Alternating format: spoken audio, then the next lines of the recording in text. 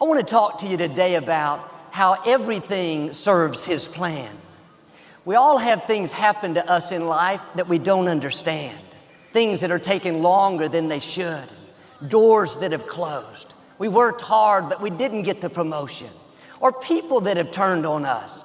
A coworker said untrue things and now it's set us back.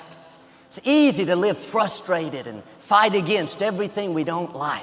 God, why is this happening? When are you going to turn it around? We think that it's holding us back.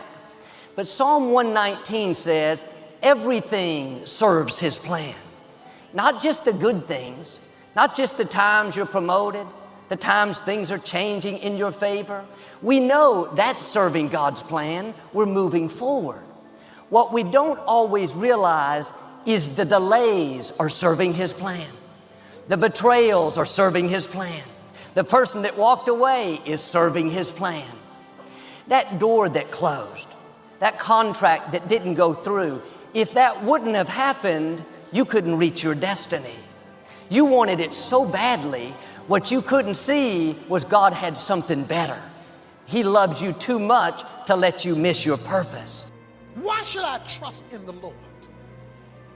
First, the reason that you should trust in the Lord is because His wisdom is infinite. Trust is a choice. You say, well, I want to trust, but I'm just having a hard time with it. Well, see, you do trust something. I mean, you're either trusting yourself, or you're trusting the world, or you're trusting your job, or the government, or your bank account, or somebody else that you know.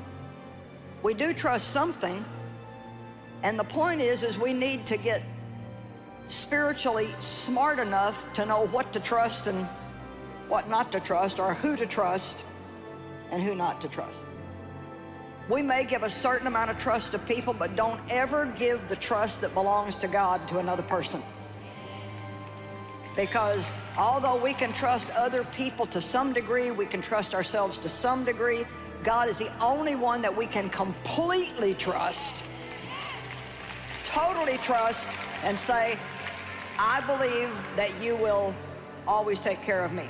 Now, right away when I say that, there's probably some people that are thinking, well, wait a minute, I trusted God and He didn't come through for me. Were you trusting God to give you what you wanted Him to give you? And so now you're a little bit miffed because you didn't get what you wanted? Or are you trusting God to give you His very best for you in His timing, in His own way? When it's not what you expected and it's not what, do you still love me? Will you still serve me? Will you still trust me? Will you still surrender to me? Will you still follow me when what I speak to you leads you to a place that you didn't know to expect? This is the second yes. This is when Jesus knelt down in the Garden of Gethsemane and He said, Father, I don't want to do it. I don't want to go to this cross. I don't want to experience separation.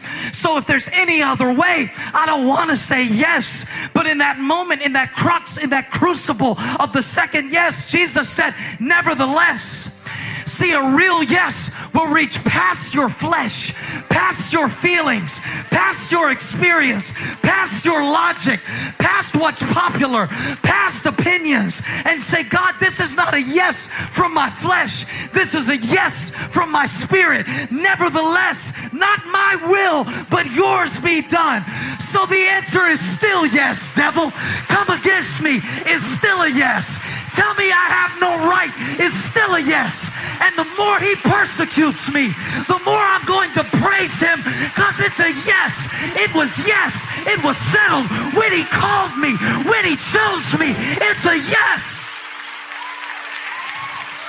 Father, thank you that your grace is sufficient for everything that I'm facing. I may not understand it, but I know it's serving your plan. Now, I'm not going to just go through it, I'm going to grow through it. And I believe when it's all said and done, I'm not only going to come out, I'm going to come out better. The psalmist said, all my troubles turned out for good.